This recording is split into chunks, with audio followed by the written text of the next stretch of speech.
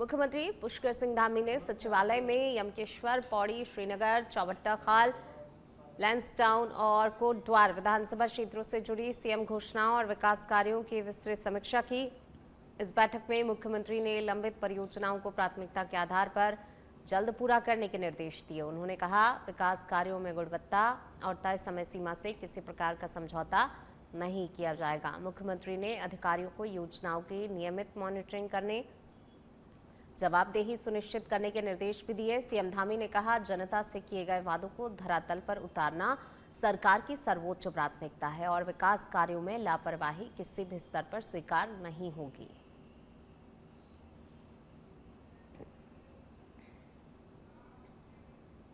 गढ़वाल क्षेत्र के लिए बड़ी रेल सौगात के रूप में रामनगर से देहरादून के बीच सीधी ट्रेन सेवा अब जल्द ही शुरू होने जा रही है। सांसद अनिल बलूनी के लगातार प्रयासों के बाद यह वर्षों पुरानी मांग अब पूरी होने के करीब है।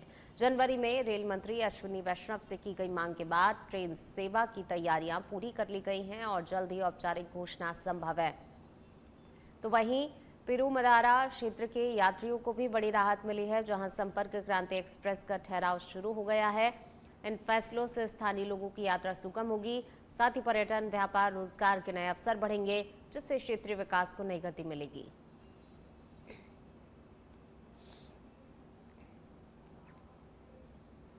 चलिए बढ़ेंगे आगे, बात अगली खबर की। विकास नगर में उस समय आस्था का जन सैलाब उमड़ पड़ा जब श्री बाबा विश्वनाथ मां जगदीशीला डोला यात्रा में पहुंची। हरिद्वार में गंगा स्नान के बाद आगे बढ़ रही 27वीं डोली यात्रा के हनुमंत धाम पहुंचते ही माहौल पूरी तरह से भक्तिमय हो गया। हनुमंत धाम सेवा समिति द्वारा डोली का भव्य स्वागत किया गया, जहां श्रद्धालुओं ने फूल मालाओं और जयकारों के साथ पूजा अर्चना कर आशीर्वाद लिया। यात्रा का नेतृत्व कर रहे मंत्री प्रसाद नैथानी और संयोजक विकास शर्मा ने बताया, 27 वर्षों से जारी परंपरा पूरे उत्तराखंड में विश्व शांति और समृद्धि का संदेश दे रही है। टोली के आगमन से विकासनगर उत्सव में तब्दील हो गया, जहां पर बड़ी संख्या में श्रद्धालु दर्शन के लिए उमड़े। ये यात्रा जौनसार, बाबर, उत्तरकाशी, टिहरी गढ़वाल और रुद्रप्रयाग होते हुए गंगा दशहरा पर विशन पर्वत में संपन्न होगी। और जो हमारा पलायन हो रहा है उसको और वापस और जो मुख्य रूप से इस समय यात्रा का मेन सार तत्व है वो ये है कि सभी देवी देवताओं की आरतियाँ हैं, लेकिन हिमालय की आरती नहीं है। तो बाबा विश्वनाथ जगदीशीला ने ये आदेश दिया है कि हिमालय की आरती प्रारंभ कराई जाए पूरे उत्तराखंड। जहाँ से हिमालय दिखता है उन स्थानों को चिन्हित किया जाए और वहाँ पर हिमालय की आरती प्रारंभ की जाए। ये हल्द्वानी में जिला प्रशासन ने निजी स्कूलों की मनमानी पर सख्त रुख अपनाते हुए 17 स्कूलों को नोटिस जारी किया है और अभिभावकों से वसूली गई अतिरिक्त फीस और अन्य शुल्क वापस करने के आदेश दिए हैं। नैनीताल जिले में ये पहली बार है जब जिलाधिकारी ने इस तरह की कार्रवाई की है। इससे पहले करीब 100 स्कूलों को भी एडमिशन फीस, अतिरिक्त शुल्क और एक ही दुकान से महंगी किताबें खरीदने जैसी शिकायतों पर नोटिस जारी किया गया था। जिलाधिकारी ने स्पष्ट किया है, शिक्षा सेवा का क्षेत्र है, व्यवसाय नहीं, इसलिए निजी स्कूलों की अनियमितताओं पर आगे भी सख्त कार्रवाई जारी रहेगी।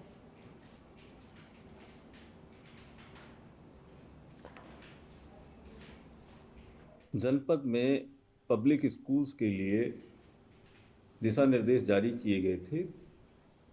प्रारंभिक जांच में नोटिस जारी किए गए थे, उसके बाद उनके प्रबंधन या संचालक मंडल की तरफ से जो रिप्लाई आया उसका परीक्षण करते, उसका परिशीलन करते हुए शिक्षा विभाग ने आज 17 पब्लिक स्कूल्स को कंप्लाइंस के लिए इंटरिम ऑर्डर्स जारी किए हैं। उन आदेशों में रीएडमिशन फीस या कैपिटेशन फीस जिन स्कूलों ने लिया है उसको समायोजन, रिफंड या आगामी मासिक शुल्कों में उसके एडजस्टमेंट के लिए डायरेक्शन जारी किए हैं। जिन्होंने निजी प्रकाशकों की किताबों को खरीदने के लिए दबाव बनाया है, एकल विक्रेता की बाध्यता रखी है, उन विद्यालयों को भी अपनी पुस्तक सूची संशोधित करने का उसमें आदेश दिया गया है।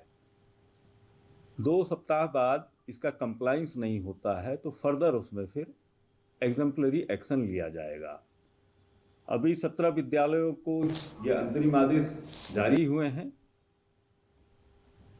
100 विद्यालयों को नोटिस जारी हुए थे, बाकी में भी कार्रवाई गतिमान। दिनेशपुर में किसान सहकारी समिति पर खाद की किल्लत को लेकर किसानों का गुस्सा फूट पड़ा और उन्होंने समिति परिसर में जोरदार प्रदर्शन करते हुए प्रबंधन के खिलाफ नारेबाजी की। किसानों का आरोप है उन्हें जरूरत के अनुसार खाद उपलब्ध नहीं कराया जा रहा है और प्रति एकड़ केवल 1 कट्टा खाद देने की बात कही जा रही है, जो कि बुवाई के समय बेहद अपर्याप्त है। किसानों का कहना है कि फसल बुवाई का समय होने के बावजूद उनकी समस्याओं को नजरअंदाज किया जा रहा है। प्रदर्शन कर रहे किसानों ने चेतावनी दी है कि यदि 3 दिन के भीतर उनकी मांगें पूरी नहीं की गईं तो सभी समितियों में तालाबंदी कर आंदोलन को और तेज किया जाएगा। सबसे ज्यादा जो है ये किसानों पे अत्याचार कर रहे हैं। आज किसान खाद के लिए परेशान है और उनको हर बार के लिए ये कह रहे हैं कि 1 कट्टा खाद मिलेगा। जिसके पास 3 एकड़ जमीन है उनको वो बुला रहे हैं कि 5 बार आ जाओ, थोड़े थोड़े ले जाओ। किसानों की जो सबसे बड़ी समस्या आ रही है खाद की आ रही है। सारा दिन किसान यहाँ पे आते हैं, यहाँ पे आके बहसबाजी करते हैं। क्या करें, वो भी मजबूर हैं। उनकी धान की फसल तैयार है, उसमें खाद डालनी है। अब 1 हेक्टर पे 1 कट्टा खाद का कर रखा है, वो भी 1 महीने में 1 बार। किसान आज दिनेशपुर सहकारी समिति में परेशान होकर पहुंचा है। एक सरकार की तरफ से फरमान जारी हुआ है कि 1 महीने में 5 कट्टा यूरिया, 2 कट्टा डीएपी, चाहे वो 8 एकड़ जमीन हो चाहे 2 हेक्टर हो, और जिसका 1 एकड़ जमीन है तो 1 ही कट्टा मिलेगा। तो यही किसानों का कहना है कि किसान जब धान लगाते हैं, गेहूं बिजाई करते हैं, गन्ना बिजाई करते हैं, 15 दिन में 1 बार खाद डालना ही पड़ता है, नहीं तो कल्ला मारना बंद कर देता है। देहरादून में उत्तराखंड कांग्रेस कमेटी द्वारा शनिवार को आयोजित विशेष कार्यक्रम में युवा कांग्रेस विंग के नवनियुक्त प्रदेश अध्यक्ष विशाल भोजक ने पदभार ग्रहण किया। इस अवसर पर प्रदेश अध्यक्ष गणेश गुदियाल, पूर्व मुख्यमंत्री हरीश रावत, पूर्व नेता प्रतिपक्ष प्रीतम सिंह सहित कई वरिष्ठ नेता और कार्यकर्ता मौजूद रहे। कार्यक्रम के दौरान गणेश गुदियाल ने नई टीम को शुभकामनाएं देते हुए विश्वास जताया वे पार्टी की अपेक्षाओं पर खरे उतरेंगे। वहीं विशाल भोजक ने युवा शक्ति के दम पर राज्य के विभिन्न मुद्दों को लेकर युवाओं तक पहुंचने और उनकी समस्याओं के समाधान के लिए कार्य करने की बात कही है। उन्होंने कहा कि कांग्रेस 2027 विधानसभा चुनाव में पूर्ण बहुमत के साथ सरकार बनाने का लक्ष्य लेकर आगे बढ़ेगी। आशा के साथ नई टीम आगे आई है और हम उम्मीद करते हैं कि ये कांग्रेस का जो अभियान गणेश गुदियाल जी के नेतृत्व में, प्रीतम सिंह जी के नेतृत्व में चल रहा है, उस अभियान को और गति देने का काम करेंगे। देखिए, चुनौतियां बहुत हैं, मुद्दे बहुत हैं। ये भारतीय जनता पार्टी की सरकार ने मुद्दों की कोई कमी नहीं छोड़ी है। हमारे प्रदेश का युवा पूर्ण रूप से प्रताड़ित है, पूर्ण रूप से छला गया है। हमारे प्रदेश के युवाओं के साथ, हमारे प्रदेश की बहनों के साथ, बेटियों के साथ, हमारे प्रदेश के बुजुर्गों के साथ इस भारतीय जनता पार्टी की सरकार ने पिछले 10 साल हो जाते हैं इनको, इन 10 सालों में पूर्ण रूप से छलावा करने का काम किया है। मैं सभी को बधाई देता हूं जो भी नियुक्त हुए हैं युवा कांग्रेस के विभिन्न पदों पे, जिला अध्यक्ष, जिला उपाध्यक्ष, महामंत्री, साथ में हमारे प्रदेश के अध्यक्ष और उनकी पूरी टीम। मैं सबको तहे दिल से बहुत बहुत बधाई देता हूं और उनसे ये उम्मीद करता हूं, निश्चित रूप में वो भी अपना कर्तव्य समझते हैं कि इन पदों पर उनकी सुशोभित होने के पश्चात कांग्रेस पार्टी को और मजबूती मिलेगी और सबको साथ। वीकेंड पर पर्यटकों की बढ़ती आवाजाही को देखते हुए नैनीताल पुलिस ने ट्रैफिक मैनेजमेंट को लेकर विशेष रणनीति लागू की है। एसएसपी नैनीताल के निर्देशन में पूरे जनपद के प्रमुख मार्गों, पर्यटन स्थलों और संवेदनशील चौराहों पर अतिरिक्त पुलिस बल तैनात किया गया है। यातायात सुचारू बनाए रखने के लिए लगातार मॉनिटरिंग की जा रही है ताकि जाम की स्थिति से पर्यटकों और स्थानीय लोगों को राहत मिल सके। इसके साथ ही पार्किंग व्यवस्था को भी सुव्यवस्थित किया गया है जिससे कि शहर में अनावश्यक अव्यवस्था ना फैले। पुलिस प्रशासन का उद्देश्य वीकेंड के दौरान सुरक्षित, सुगम और सुव्यवस्थित यातायात सुनिश्चित करना है।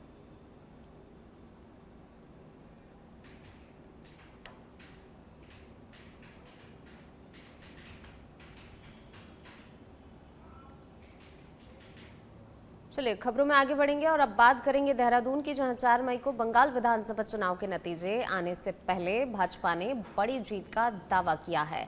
प्रदेश अध्यक्ष महेंद्र भट्ट ने कहा कि एग्जिट पोल और जनता का रुझान पूरी तरह से भाजपा के पक्ष में दिखाई दे रहा है।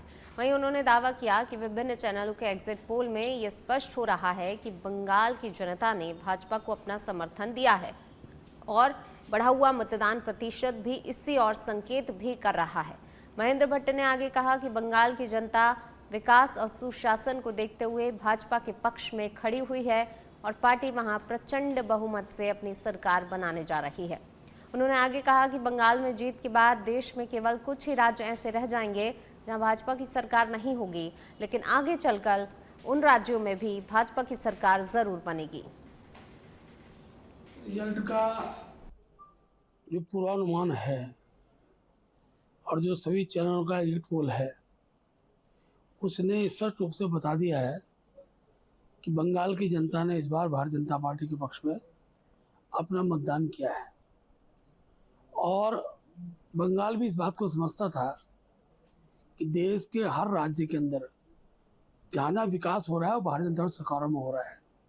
इसलिए मतदान का प्रतिशत बढ़ना और एग्जिट पोल के जो अभी तक के जो सारे सर्वे आए हैं उसके आधार पर मैं कह सकता हूँ कि बंगाल के अंदर भारतीय जनता पार्टी की सरकार बनने जा रही है, प्रचंड बहुमत के साथ बनने जा रही है और पहला राज्य बंगाल जुड़ने के बाद देश के केवल 3 ऐसे राज्य रह जाएंगे जहाँ बीजेपी या उसके गठबंधन की सरकार नहीं है।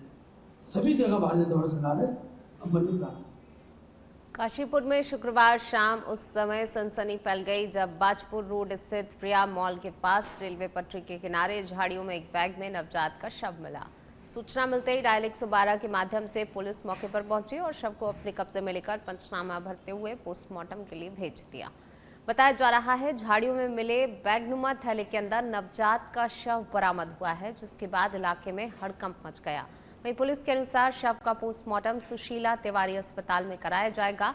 फिलहाल पुलिस इस पूरे मामले की गहनता से जांच में जुट गई है और ये पता लगाने का प्रयास कर रही है कि नवजात को वहां किसने और किन परिस्थितियों में छोड़ा था। नवजात शिशु का शव मिला है 6 बजे के आसपास जो है 112 पे पुलिस को सूचना प्राप्त हुई। एक नवजात शिशु का शव जो है झाड़ियों में पड़ा है प्रिया मॉल के पीछे।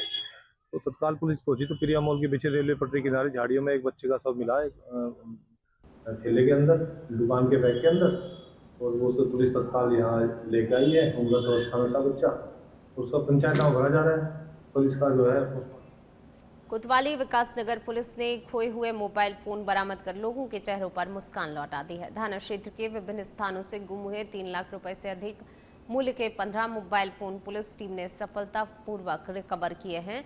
तकनीकी जांच और सतत प्रयासों के बाद बरामद किए गए सभी मोबाइल उनके वास्तविक स्वामियों को सुपुर्द कर दिए गए हैं। अपने कीमती मोबाइल वापस पाकर लोगों ने विकासनगर पुलिस का आभार जताया है। पुलिस की इस कार्रवाई ने न केवल आमजन का भरोसा मजबूत किया है, बल्कि ये भी साबित कर दिया है कि संवेदनशील पुलिसिंग के जरिए जनता को राहत पहुंचाना प्राथमिकता है। पुलिस ने नागरिकों से अपने मोबाइल सुरक्षित रखने, सतर्क रहने की अपील की है। दिनेशपुर से साइबर ठगी के एक बड़े नेटवर्क का खुलासा हुआ है, जहां पर दिल्ली पुलिस ने स्थानीय पुलिस के सहयोग से बड़ी कार्रवाई करते हुए 5 युवकों को गिरफ्तार किया है। रिपोर्ट के अनुसार ये युवक अपने बैंक खाते साइबर अपराधियों को किराए पर देकर ऑनलाइन ठगी में इस्तेमाल करवा रहे थे, जिन खातों में देश भर से ठगी गई रकम जमा की जाती थी। पुलिस की इस कार्रवाई के बाद पूरे इलाके में हड़कंप मच गया, क्योंकि बेरोजगारी और लालच के चलते युवाओं को इस साइबर जाल में फंसाया जा रहा था, जबकि असली मास्टरमाइंड पर्दे के पीछे रहकर सुरक्षित थे।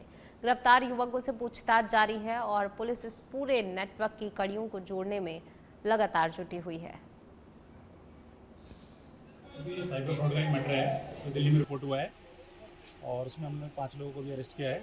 ये लोग अपने अकाउंट किराए पे दे रहे थे और फैसिलिटी भी कर रहे हैं साइबर क्रिमिनल को इस चीटिंग के पैसे को रूट करने के लिए। तो मेरा यही मैसेज है कि लोग अवेयर रहें, अपने अकाउंट किसी को किराए पे ना दें। मैं आपको सिर्फ इतना ही। मसूरी में पर्यटन सीजन की शुरुआत के साथ ही कोल्हूखेत स्थित इको टैक्स बैरियर पर 3 से 4 किलोमीटर लंबा जाम लगना शुरू हो गया है, जिससे कि स्थानीय लोगों और पर्यटकों को भारी परेशानी का सामना करना पड़ रहा है। दिल्ली से देहरादून का सफ़र जहां 2.5 घंटे में पूरा हो रहा है, तो वहीं देहरादून से मसूरी पहुंचने में 4 से 5 घंटे लग रहे हैं, जिससे कि पर्यटकों में नाराजगी देखने को मिल रही है। स्थानीय लोगों पर्यटकों की मांग है कि यहाँ फास्टैग सिस्टम लागू किया जाए ताकि जाम की समस्या से राहत मिल सके। स्थानीय निवासियों का आरोप है इको टैक्स संचालन में मनमानी की जा रही है और राजस्व उपयोग की पारदर्शिता को लेकर नगर पालिका से श्वेत पत्र जारी करने की मांग भी उठ रही है। तो वहीं आरटीआई कार्यकर्ता निधि बहुगुणा और ट्रेडर्स एसोसिएशन के अध्यक्ष रजत अग्रवाल ने भी फास्टैग लागू करने, टैक्स व्यवस्था में सुधार और जाम की समस्या के समाधान की मांग की है, अन्यथा आंदोलन की चेतावनी दी गई है। पहली बात तो यह है कि जो इको टूरिज्म बैरियर है वो तो समझ नहीं आता है कि वो कौन सा इको का कार्य मसूरी में कर रहा है, किस काम के लिए वो लगा हुआ है, ये अलग विषय है। लेकिन फिलहाल जो आपने एक सवाल पूछा है कि जो वहां पर जाम लग रहा है, इको बैरियर जो लगा हुआ है यहाँ कुल खेत में, उसके कारण जो है 3 किलोमीटर से लेके 5 किलोमीटर तक जाम लग जाता है और टूरिस्टों को बहुत परेशान होना पड़ता है। मसूरी की छवि उससे बहुत खराब होती है और उसको जाम लगने का एक ही कारण है कि वहाँ पे फास्टैग नहीं है। वहाँ पे फास्टैग क्यों नहीं है? देखिए, अब एनएच में अब शुरू हो गया है कि अब कोई फास्टैग आपको रुकना नहीं पड़ेगा, ऑटोमेटिक होगा। अभी कल आज ही न्यूज में सुना है कि कई ऐसे हो जाएंगे, तो हम क्यों नहीं ऐसा कर सकते? क्यों नहीं हम इसको फास्टैग से लिंक कर सकते? या जो आ रहा है वो एक क्यूआर कोड ले ले और अपने चिपका ले कार में। जो लोकल रेजिडेंट्स हैं उनको भी पास मिल जाए एक क्यूआर के साथ, ताकि हम ऊपर आ सके आराम से। क्यों नहीं कर सकते? टेक्नोलॉजी है। एक ट्रांसपेरेंसी नहीं है। मैंने बहुत साल पहले एक डाला था आरटीआई भाई साहब, नगर निगम मतलब नगर पालिका जाके कि इको टैक्स का कितना वो हो रहा है, कितना कलेक्शन है। उन्होंने कहा हमारे पास इसका जवाब नहीं है। मसूरी में जिस प्रकार से कोलू खेत पे इको फी बैरियर से लेकर शिव मंदिर तक जाम लग रहा है, इसका पूरी की पूरी जिम्मेदारी जो है वो इको फी संचालकों की है। 2010 में लगभग जब इको बैरियर शुल्क लगा श्री ओपी उनियाल जी की बोर्ड में, तो ये प्रस्तावित था कि एक तो वहाँ पे ट्रैफिक जाम नहीं करा जाएगा, वहाँ पे जो संचालक हैं उनके द्वारा, उनके कर्मियों द्वारा, स्टाफ द्वारा ट्रैफिक को फटाफट बढ़ाया जाएगा आगे। साथ में लोकल किसी भी स्थानीय व्यक्ति से ना तो 2 पहिया वाहन से ना ही 4 पहिया वाहन से कोई पैसे इको फी के नाम पे लिए जाएंगे। किसी टैक्सी चालक से, चाहे वो मसूरी का हो चाहे वो देहरादून टैक्सी एसोसिएशन का हो, उससे कोई शुल्क नहीं लिया जाएगा। और साथ में जो लोग टिहरी, जौनपुर की तरफ या चारधाम की तरफ गाड़ियां जा रही हैं, उनसे कोई शुल्क। और अब खबर है देहरादून से, जहां एसएसपी देहरादून के निर्देशों पर दून पुलिस द्वारा जनपद में सघन चेकिंग अभियान लगातार चलाया जा रहा है। सुरक्षा व्यवस्था को मजबूत बनाने के उद्देश्य से उच्च अधिकारियों के नेतृत्व में पुलिस की अलग अलग टीमें अंतर्राज्यीय और अंतर जनपदीय चेक पोस्ट पर कड़ी निगरानी रख रही हैं। इसके साथ ही शहर और ग्रामीण क्षेत्रों के आंतरिक मार्गों पर भी व्यापक स्तर पर जांच अभियान संचालित किया जा रहा है। संदिग्ध वाहनों, व्यक्तियों, गतिविधियों पर विशेष तौर पर नजर रखी जा रही है ताकि अपराधों की रोकथाम के साथ कानून व्यवस्था पूरी तरह सुदृढ़ बनी रहे। पुलिस प्रशासन का लक्ष्य आमजन को सुरक्षित वातावरण उपलब्ध कराना और किसी भी संभावित खतरे को समय रहते रोकना है।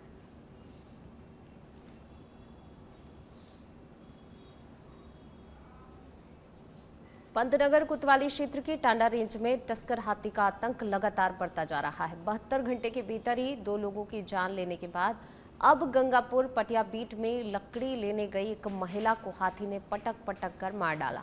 मृतका की पहचान झा कॉलोनी निवासी 60 वर्षीय मैना देवी पत्नी स्वर्गीय बाबूलाल के रूप में हुई है। बताया जा रहा है मैना देवी 2 अन्य महिलाओं के साथ जंगल में लकड़ी लेने गई थी, तभी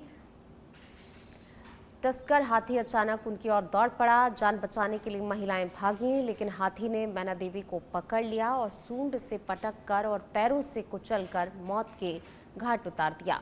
घटना के बाद इलाके में दहशत फैल गई। वहीं सूचना पर पूर्व विधायक राजेश शुक्ला, प्रभागीय वन अधिकारी उमेश चंद्र तिवारी समेत पुलिस अधिकारी और वन विभाग की टीम मौके पर पहुंची। मृतका के परिजनों को तत्काल ही सहायता राशि देने का भी आश्वासन दिया गया।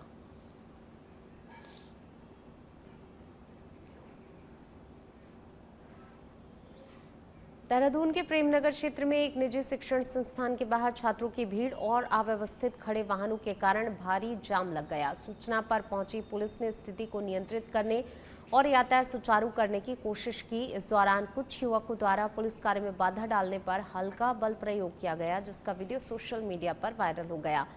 मामले पर एसपी सिटी प्रमोद कुमार शर्मा ने बताया कि घटना की जांच के आदेश दिए गए हैं। संबंधित दोनों पुलिसकर्मियों को लाइन हाजिर कर दिया गया है।